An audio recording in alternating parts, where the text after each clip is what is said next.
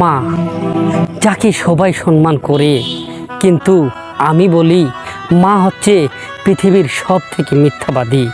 কেন জানেন? তাহলে একটু কথাগুলো শুনেন। একটি পরিবারে 5 জন সদস্য, 5টি মাছের টুকরা রান্না হয়েছে। শ্বশুর শাশুড়িকে খাওয়াইলো, স্বামীকে খাওয়াইয়া বাজারে পাঠাইলো, সন্তানকে খাওয়াইয়া স্কুলে। কিছুক্ষণ পরে মা খাইতে বসে 1 গাছ ভাত মুখে দিয়েছে তুলে।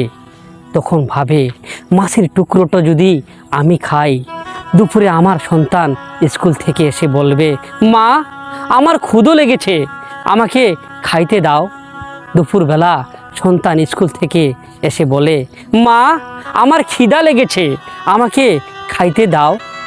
মা মাছের টুকরাটা দিয়ে ভাত খাইতে দিল। সুসন্তান তাই জিজ্ঞাসা করলো, মা তুমি কি মাছ খেয়েছো? মা বলল, হ্যাঁ আমি খেয়েছি, তুমি খেয়ে নাও। ডাহা মিথ্যা কথা বলল। এমন অজস্র মিথ্যা কথা বলে মা সন্তানদের মানুষ করে। তাই আমি মাকে মিথ্যাবাদী বলি।